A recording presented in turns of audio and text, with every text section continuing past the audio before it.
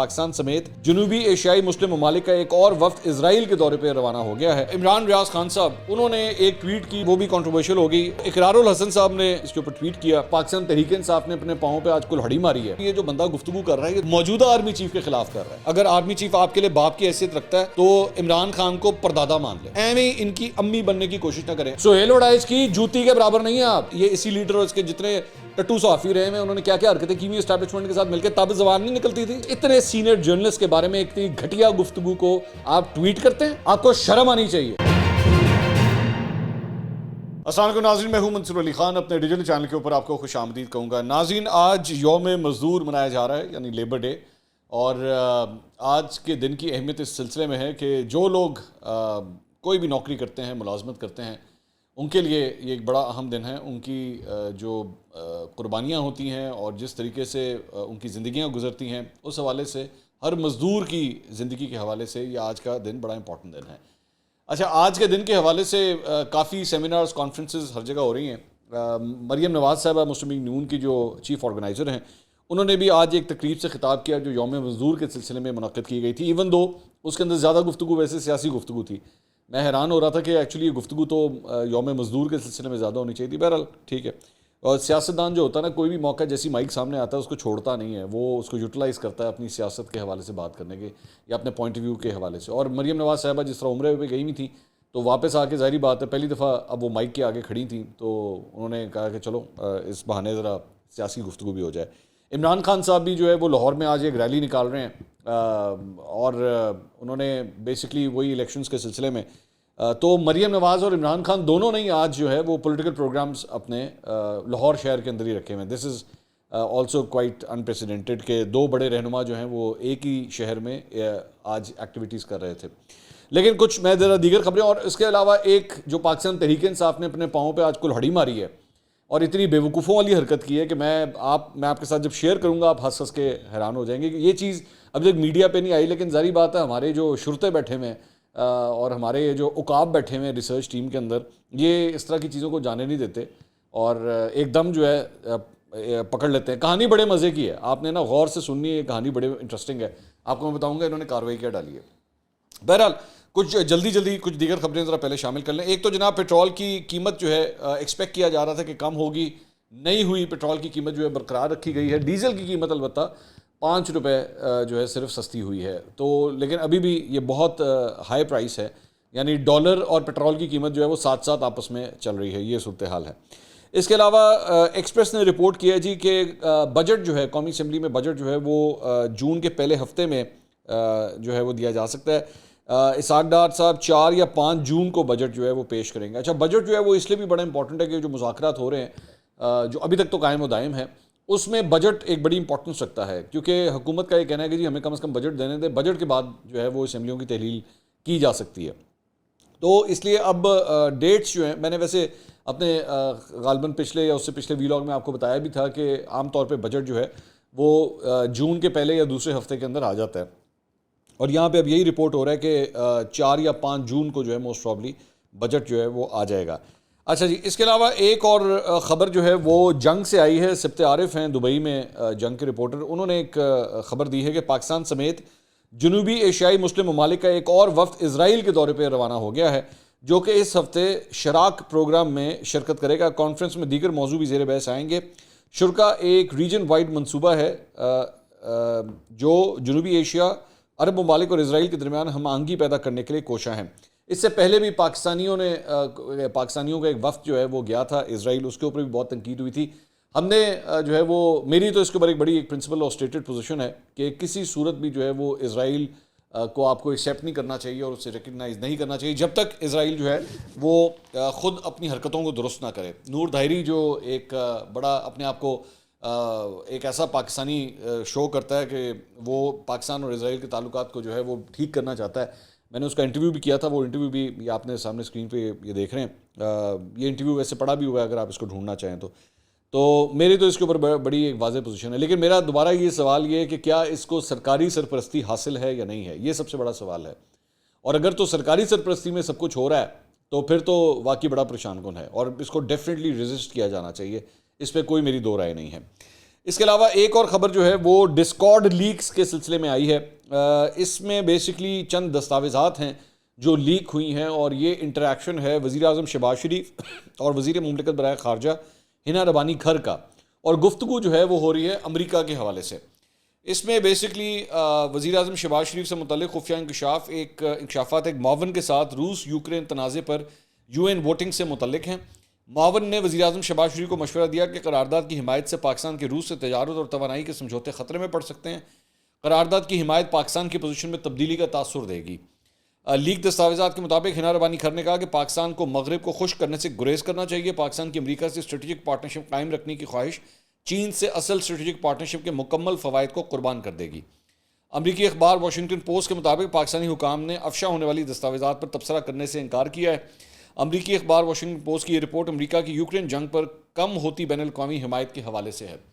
تو پاکستان کے حوالے سے جو گفتگو ہو رہی ہے وہ یہ ہے کہ شاید پاکستان جو ہے وہ اب اپنے جو مغربی بلاک ہے اس کو زیادہ خوش کرنے سے بجائے چین کے ساتھ اپنے تعلقات کو مزید ٹھیک کرنا چاہ رہا ہے، اور آرمی چیف کا دورہ چین بھی جو ہے اسی تناظر میں دیکھا جا رہا ہے. تو جہاں پہ مطلب اس وقت حکومت پاکستان آرمی چیف وہ چائنا کے ساتھ تعلقات کو بہتر کرنے کا سوچ رہے ہیں، وہاں پہ امریکی حکومت کے ساتھ جو ہے وہ پاکستان تحریک انصاف کے اور عمران خان صاحب کے تعلقات جو ہیں وہ بڑے زبردست ہونا شروع ہو گئے ہیں، بڑے ٹھیک ہونا شروع ہو گئے ہیں. ابھی پچھلے دنوں جو ہیں وہ جو امریکی سفیر ہیں پاکستان میں وہ فواد چودھری صاحب کے گھر گئے ہوئے تھے، اور فواد چودھری صاحب کی جو بیگم ہیں انہوں نے ہبا چودھری صاحبہ انہوں نے تصویر بھی ٹویٹ کی کہ دیکھیں جی امریکی سفیر جو ہے وہ ہمارے گھر آئے ہیں.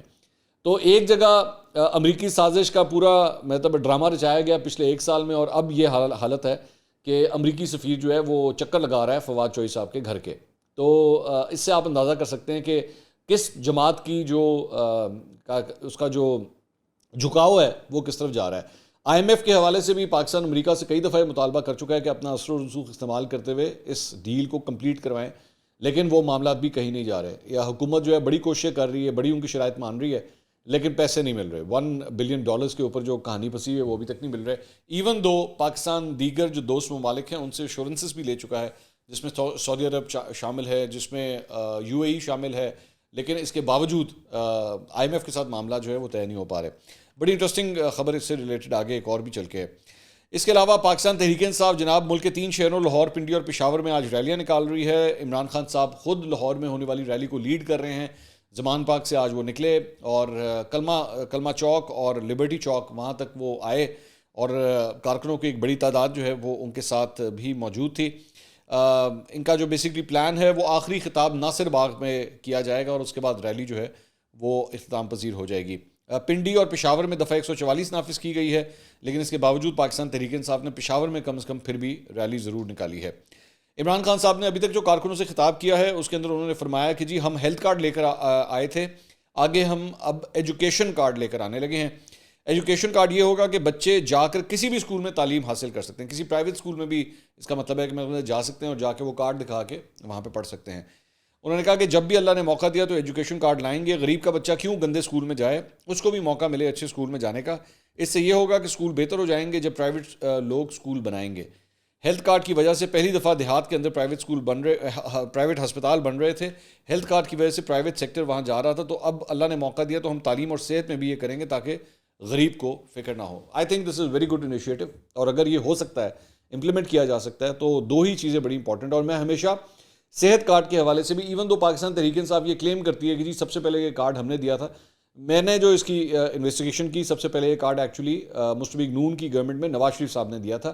ایون دو ڈفرینس صرف یہ ہے کہ اس وقت بہت اسمالر اسکیل کے اوپر یہ تھا. اس کی جو اماؤنٹ تھی وہ بھی کم تھی، اور بڑے چند اضلاع میں سلیکٹڈ اضلاع کے اندر اس کو سٹارٹ کیا گیا تھا. لیکن اوبیسلی ہمیشہ ایک پائلٹ پروگرام ہوتا ہے، وہ آہستہ آہستہ ایکسپینڈ ہی کرنا ہوتا ہے. اس کارڈ نے بھی ایکسپینڈ ہی ہونا تھا. عمران خان صاحب جب آئے انہوں نے پھر اس کو کافی اس کو ایکسپینڈ کیا اور بڑا اچھا کیا. بہت اچھی بات ہے، اس کا کریڈٹ دینا چاہیے عمران خان صاحب کو. ایون دو اس کے اوپر بھی بہت سے سوالیہ نشان ہیں کہ بہت سی کرپشن ہوتی ہے ہاسپٹلس کے اندر ان کارڈز کے بدولت. لیکن پھر بھی اگر کسی کو اس سے فائدہ ہو رہا ہے تو تعریف کرنی چاہیے اس بات کی. تو اگر عمران خان صاحب اس قسم کا پلان ایجوکیشن سیکٹر کے حوالے سے بھی لا رہے ہیں تو میرے خیال میں دیٹ از ویری گڈ. تعلیم کا نظام اگر آپ کا بہتر ہو سکتا ہے، غریب کا بچہ بھی اچھے اسکولوں میں پڑھ سکتا ہے، تو نتھنگ لائک اٹ. میرے خیال میں اس کی تعریف کرنی چاہیے. اس کے علاوہ جناب ایک وہ جو آڈیو لیک آئی تھی آپ کو یاد ہوگا جسٹس ثاقب نثار صاحب کے بیٹے کی، نجم ثاقب کی، اور پاکستان تحریک انصاف کے جو امیدوار ہیں ابو ذر چدڑ، ان کے حوالے سے جو ایک آڈیو سامنے آئی تھی، تو پاکستان تحریک انصاف نے کہا جی اسی انویسٹیگیشن کر لیا، کچھ نہیں ہوا، کوئی پیسے شہ نہیں دیے گئے. ظاہری بات ہے آپ نے خود ہی اپنے گھر کے اندر ہی بیٹھ کے انویسٹیگیشن کر لی، باہر کا بندہ انویسٹیگیشن کرتا تو پھر پتہ لگتا کہ پیسے لیے گئے یا نہیں لیے گئے. البتہ اس سلسلے میں ایک اور خبر یہ بھی آئی ہے کہ یہ جو ابو ذر چدڑ صاحب ہیں 2021 میں ان کے اوپر ایک مقدمہ بھی درج ہوا تھا، لیکن بعد میں اس جب تحقیقات ہوئی تھی تو اس کے بعد ان کے اوپر اور ان کے دوست کے اوپر جو مقدمہ ہوا تھا وہ خارج کر دیا گیا تھا. ان کے والد صاحب مقصود چدڑ، یہ ابو ذر چدڑ کے جو والد صاحب ہیں مقصود چدڑ، انہوں نے کہا کہ پولیس نے غلط پرچہ کرنے پر ایس ایچ او کو معطل کر دیا تھا، عدالت نے مقدمہ جھوٹا قرار دے کر خارج کر دیا تھا. البتہ انہوں نے تصدیق کی کہ بیٹے کو ٹکٹ ملنے پر کسی کو کوئی رقم نہیں دی. نجم ثاقب میرے بیٹے کا کلاس فیل ہے، ٹکٹ کے لیے ثاقب نثار نے سفارش کی تھی. یہ انہوں نے مان لیا کہ ثاقب نثار نے پھر بھی اس کے علاوہ اس کے باوجود سفارش کی تھی. تو یعنی ثاقب نثار صاحب کا معاشی وہ جسے کہتے ہیں نا چلتا ہے، مطلب پاوا چلتا ہے ان کا، لاہور دا پاوا جس طرح ہے نا، تو وہ ان کا پاکستان تحریک انصاف میں پاوا چلتا ہے. بھائی میں نے پہلے بھی پچھلے ولاگ میں بھی بات کی تھی، یہ کوئی چھوٹی بات نہیں ہوتی. ٹکٹس دینے دلوانے کے لیے نا بڑی لابنگ ہو رہی ہوتی ہے، تو آپ کے پاس پاوا جو ہے نا وہ کوئی تگڑا پاوا ہونا چاہیے جو آپ کو ایکچولی ٹکٹ دلوا دے. تو ثاقب نثار صاحب جو ہے نا یعنی ان کا پاکستان تحریک انصاف میں کوئی تگڑا پاوا چلتا ہے جس کی بنیاد کے اوپر جو ہے وہ اگلے کو ٹکٹ دلوا سکتے ہیں، اور انہوں نے دلوا دی. پیسوں کا لین دین ہوا یا نہیں ہوا یہ معاملہ متنازع ہے، لیکن یہ کنفرم ہے کہ آپس میں مطلب سفارش وغیرہ جڑی ہے، پرچی جو ہے نا وہ ضرور چلی ہے پھر بھی اس کے باوجود. فواد چودھری صاحب کل 92 نیوز کے اوپر آئے ہوئے تھے، تو انہوں نے کہا کہ یہ جو آڈیو ویڈیوز آ رہی ہیں ایک ہی گروپ کے صحافیوں کو آ رہی ہیں، وہ آگے ٹی وی پر دکھاتے ہیں، وہ اس کو کیمپین بناتے ہیں. یہ انہوں نے کہا کہ جی مطلب یہ چند مخصوص لوگوں کو جو ہے وہ آڈیوز آتی ہیں. اچھا ویسے آڈیو ایک ایسی چیز ہے، میں یہ سمجھتا ہوں کہ آپ اگر کسی ایک صحافی کو بھی دے دیں اور اگر وہ اس کو ٹویٹ کر دے یا اس کو فیس بک پہ چڑھا دے یا اس کو ریلیز کر دے، پھر تو اس نے جنگل کی آگ کی طرح پھیل جانا. سو دس از ایکچولی کوائٹ مطلب شاکنگ کہ آپ اس بات کے اوپر اعتراض کر رہے ہیں کہ جی ایک پرٹیکولر سیٹ آف صحافیوں کو کیوں آتا ہے. وہ جو آپ کے پاس پرٹیکولر سیٹ آف صحافی آ کے بیٹھتے ہیں چمچوں کی طرح کھبے سجے آ کے عمران خان صاحب کے پاس بیٹھتے ہیں، ان کو بھی ماضی کے اندر بڑی چیزیں ملتی رہی ہیں. ان میں سے تو کئی ایسے کہتے بھی رہے ہیں کہ جی ہمیں تو فائلیں دکھائی جاتی تھی اور ہمیں تو بریف کیا جاتا تھا. وہ ادھر دھیان نہیں آتا جب ان لوگوں کو بیٹھ کے جو ہے وہ اسٹیبلشمنٹ سب کچھ پٹیاں پڑھاتی تھی، تو اس وقت ہوش نہیں آتا تھا آپ کو کہ وہاں پہ بھائی یہ کیوں ہو رہا ہے اس طرح. اب ظاہری بات ہے حالات بدل گئے، جذبات بدل گئے، وقت بدل گیا، سب کچھ بدل گیا، وہ سارا کچھ دوسری سائڈ پہ جانا شروع ہو گیا. تو اس لیے اب مجھے آپ لوگوں سے اس معاملے میں بالکل بھی ذرا برابر ہمدردی نہیں ہے اس معاملے میں کہ جی یہ دیکھیں جی یہ ہو رہا ہے تو وہ ہو رہا ہے. شاید کوئی اور ہوتا تو میں ضرور اس پہ اعتراض کرتا، لیکن چونکہ آپ لوگ خود اس سسٹم کا حصہ رہے ہوئے ہیں اور اس سسٹم کے ساتھ آپ نے اسی طرح فائدے اٹھائے ہوئے ہیں، تو اس لیے کوئی ہمدردی نہیں ہے آپ لوگوں کے ساتھ اس معاملے میں. اچھا اس کے بعد انہوں نے کہا کہ ٹکٹوں کے حوالے سے انہوں نے کہا کہ ایک آدمی کے کہنے کے اوپر اگر کوئی اوپر یہ چیز ہو جائے یہ نہیں ہوتا، 90% میرٹ پر ہی ہوگا. مطلب ٹکٹیں جو بانٹی گئی ہیں 10% کوئی تکا لگ جائے تو لگ جائے، اس سے زیادہ نہیں ہوتا. تو یعنی چوہدری صاحب خود بھی اس بات کو مان رہے ہیں کہ 10% کا چھکا لگا ہے بیچ میں سے، انہوں نے اس بات کو ایکسیپٹ کیا. انہوں نے کہا دیکھیں اگر ستمبر اکتوبر میں بھی الیکشن پر چلے جائیں تو پی ٹی آئی کے الیکشن پر کوئی فرق نہیں پڑے گا. اکتوبر میں جانے کا مطلب یہ ہے کہ اگست میں اسمبلیاں ٹوٹیں گی، ستمبر میں جانے کا مطلب ہے کہ جولائی میں اسمبلیاں ٹوٹیں گی، اگست میں الیکشن کا مطلب ہے کہ جون میں اسمبلیاں ٹوٹیں گی. ہم یہ کہہ رہے ہیں کہ آپ مئی میں اسمبلیاں توڑیں اور اگست میں الیکشن کرا لیں میکسیمم. اب مجھے یہ بات نہیں سمجھ آئی کہ یہ چوہدری صاحب نے کیا چھکا مارا ہے کہ جی یہاں پہ آپ مئی میں الیکشن جو ہے وہ اسمبلیاں توڑ کے کس طرح اگست میں آپ الیکشن کروائیں گے. آپ نے تو 60 دن کے اندر اپنی جب اس کی مدت پوری ہوتی ہے آپ نے اس کے الیکشن کروانے ہیں، تو کس طرح آپ الیکشن کروائیں گے. اچھا دوسری بات یہ مجھے یہ بات لگ رہی ہے وہ یہ ہے کہ چوہدری صاحب یہ چاہتے ہیں کہ کم از کم یہ جو موجودہ پی ڈی ایم بیٹھی ہوئی ہے نا ان کے ہاتھ سے گورنمنٹ لے کے کسی نگراں حکومت کو بیشک دے دو. یہ چوہدری صاحب دوبارہ آپ غلطی کر رہے ہیں اور میں بتاتا ہوں کس طرح آپ کر رہے ہیں. آپ لوگوں نے حمزہ شہباز کا رستہ روکا، 63A کا فیصلہ بھی آیا، وہ بھی آپ کے حق میں آیا، سب کچھ ہوا، سب کچھ فرسٹ کلاس. آپ نے کہا جی کسی طرح نون لیگ کے ہاتھ میں پنجاب نہیں جانا چاہیے، سارا کچھ آپ نے کیا نا. بعد میں اس کے بعد جب نگراں حکومت بنی اور محسن نقوی کی حکومت آئی تو آپ نے محسن نقوی کو بھی جو ہے وہ ہائے ہائے کہنا شروع کر دیا، ہائے محسن نقوی وے تیرا ککھ نہ رہے. آپ نے نگراں حکومت کو بھی برا بلا کہنا شروع کر دیا. آپ نے بلکہ محسن نقوی کو امریکی سازش کا حصہ بھی بنا دیا. اچھا محسن نقوی کو امریکی سازش کا بھی حصہ بناتے ہیں اور امریکی ایمبیسیڈر کو اپنے گھر پہ بلاتے ہیں، مطلب ایوی کمال ہے. ویسے خیر تو محسن نقوی سے بھی بالکل یہ لوگ ناخوش ہیں اور انہوں نے کہا کہ جناب یہ تو کسی اور ان کی نگراں حکومت بھی اب ختم ہو جانی چاہیے. چوہدری صاحب میں نے ایک گل دسو، یہ قومی اسمبلی کے حوالے سے جو آپ کہہ رہے ہیں مئی میں اسمبلیاں توڑ دیں اور اگست میں الیکشن کروائیں، وچ جڑی نگراں حکومت آ گئی آپ لوگوں کا تو کوئی اسٹیک بھی نہیں ہے اس وقت بیچ میں, آپ لوگ تو اسمبلی کے اندر بھی نہیں ہیں, تو یعنی نگراں حکومت اور نگراں وزیر اعظم جو بھی ہوگا وہ آپ کی مرضی کا تو نہیں ہوگا. فی الحال جو سیٹ اپ اس وقت نظر آ رہا ہے, تو اس نے بھی یہی سب کچھ کرنا شروع کر دیا جو محسن نقوی کر رہے ہیں, تو پھر کیا کریں گے؟ ابھی تو پھر بھی چونکہ سیاسی جماعت بیٹھی ہوئی نا, تھوڑا سا عزت لحاظ پھر بھی شاید ہو جاتا ہے, اس وقت کیا کریں گے؟ تو خواہشات جو ہوتی ہے نا, یا دعا جب کی جاتی ہے تو اس کو ذرا دیکھ بھال کے چھان پٹک کر کے کر لیا کریں, کیونکہ کبھی کبھی قبولیت کا وقت بھی ہوتا ہے. تو یہ نہ ہو کہ آپ اس طرح کی خواہشات کا اظہار کر رہے ہیں, بعد میں لینے کے دینے پڑ جائیں کہ یار نہیں وہ پہلے والی چنگے سن, کاش اس وقت اسمبلیاں اپنی مدت جو ہے پوری کر لیتی. جس طرح اب آپ لوگوں کو برا لگ رہا ہے نا, یہ جو پنجاب کی اور کے پی کی اسمبلیاں توڑنے کے بعد اب آپ کو برا لگ رہا ہے کہ او ہو یار غلطی ہو گئی, اسمبلیاں اپنی ٹائم پوری کر لیتی تو زیادہ بہتر تھا. وہاں پہ وہ باقی بھی آپ کے اوپر کافلی تو نہیں, سوری, آپ کے اپنی پارٹی کے جو صدر ہیں ان کا خاندان بھی آپ کے اوپر اسی بات کے اوپر ہنس رہا ہے کہ بھائی یہ کیا کیا ہے آپ لوگوں نے. خیر, تو یہ چوہی صاحب نے ایک یہ جناب یہ گفتگو کی.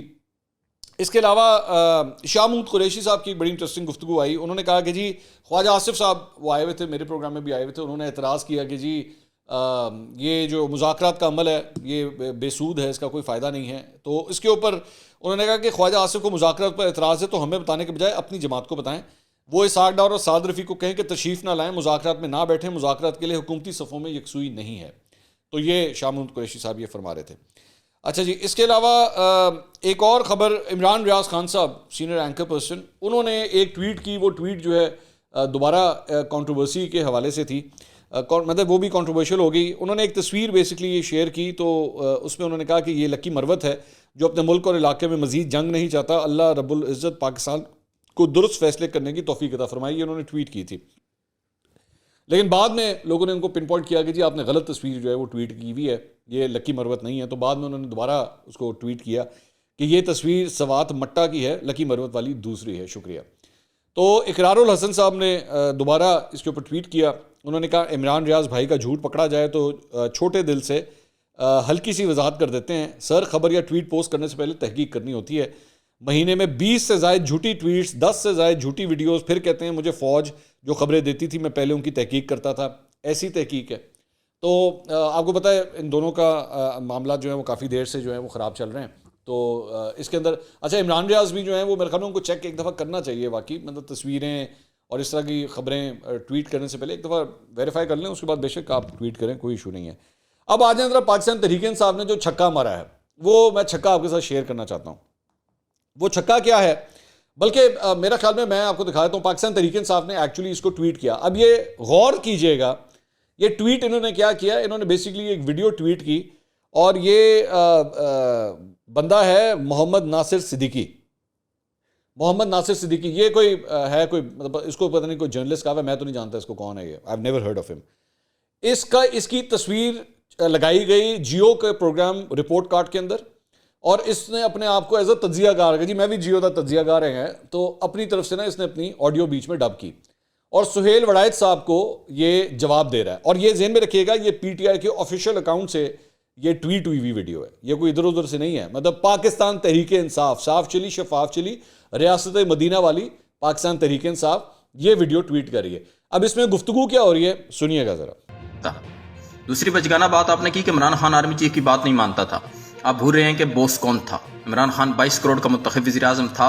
آرمی چیف قابل احترام ہیں, لیکن وہ وزیر اعظم کے سامنے ایک سرکاری ملازم ہیں. وہ تو براہ راست وزیر اعظم کے انڈر بھی نہیں تھے, بلکہ وزیر اعظم کے نیچے تو وزیر دفاع ہوتا ہے. وہ وزیر دفاع کے نیچے بھی نہیں تھے, بلکہ اس کے نیچے سیکٹری دفاع ہوتا ہے. اس کے نیچے آرمی چیف ہوتا ہے جو 20 گریڈ کا آفیسر ہے. لہٰذا سہیل صاحب معذرت کے ساتھ اگر آرمی چیف آپ کے لیے باپ کی حیثیت رکھتا ہے تو عمران خان کو پردادا مان لیں اور ایسے الزامات سے گریز کریں. تیسری اور آخری بات یہ کہ عمران خان کے سپورٹر آرمی پہ تنقید کیوں کرتے ہیں. یہ وہ ٹپیکل مائنڈ سیٹ ہے جو اس ملک کی تباہی کا ذمہ دار ہے. تنقید تو ہر شہری ہر کسی پہ کر سکتا ہے, کوئی ادارہ مقدس گائے نہیں ہوتا, کوئی تنقید سے مبرا نہیں ہو سکتا. یہاں اداروں کی توہین جیسے کالے قانون ہے, آرمی کی توہین ہوتی ہے, عدالتوں کی توہین ہوتی ہے, لیکن باقی سینکڑوں اداروں کو جو مرضی کہیں, لاکھوں شہادتیں دینے والے اور قوم کی حفاظت کرنے والی پولیس کو روز گالیاں دیں, خطروں میں گھیر کر کام کرنے والے واپڈا کو دن بھر گالیاں دیں, پوسٹ آفس, ریلوے, نیو وغیرہ کو جو مرضی کہیں, بس 2 ادارے مقدس ہیں, انہیں کچھ نہیں کہنا. بھائی بات یہ ہے کہ ایک شہری اپنے اداروں سے پیار کرتا ہے, مان کرتا ہے, اور سب سے بڑھ کر ٹیکس دیتا ہے جس سے ادارے چلتے ہیں. یہ تمام ادارے اس کے خادم اور نوکر ہیں, اس کے ٹیکس سے یہ ادارے چلتے ہیں. اگر توہین کے قانون بنانے ہیں تو پھر توہین کے قانون اس شہری کے ہونے چاہیے, اس کے گھر اور چار دیواری کی تقدس کے ہونے چاہیے, اس کی پرائیویسی کے ہونے چاہیے. توہین کے قانون عوام کے منتخب لیڈروں کے ہونے چاہیے. लिहाजा सोहेल साहब कौम को ये तौहीन इदारों वाले लॉलीपॉप देना छोड़ दें। घबराने की ज़रूरत भी नहीं है, ये वेल इन्फॉर्म्ड यूथ है, ये इस मुल्क पे कोई आंच नहीं आने देंगे।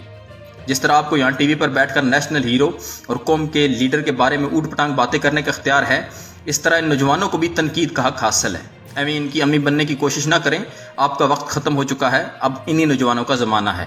आपने सारी ज़िंदगी बूट पॉलिश की है, लिहाजा आप इनको यही राह दिखाने की कोशिश कर रहे हैं, लेकिन ये नौजवान नस्ल है और मुल्क की इस्तेकाम और खुशहाली को आपसे कई बेहतर जानती है। ये जनाब आपने इनकी गुफ्तगू सुनी। अच्छा, अब ये बेसिकली हरकत क्या हुई है, ये जो लड़का है, ये जो भी है मोहम्मद नासिर सिद्दीकी, जाहिर बात है ये जियो के तो खब्बे सज्जे भी कहीं नहीं आता, तो इसने सिर्फ अपनी तस्वीर इस तरह ये नया काम शुरू हुआ है। लौंडे लपाड़ों ने ना आजकल एक नया काम स्टार्ट किया हुआ है। वैसे तो ये बड़े बड़े चैनल्स के अंदर जाहिर बात है इनको घास कोई नहीं डालता, तो ये बड़े बड़े प्रोग्राम्स की ना इस तरह वो तस्वीरें उठाते हैं, अपनी तस्वीर किसी विंडो के अंदर फिट करते हैं और अपने आप को शो करते हैं कि जनाब मैं भी तज्जिया देता है, मैंने भी कहा पाई गई है। मतलब ये इस तरह की हरकतें करते हैं।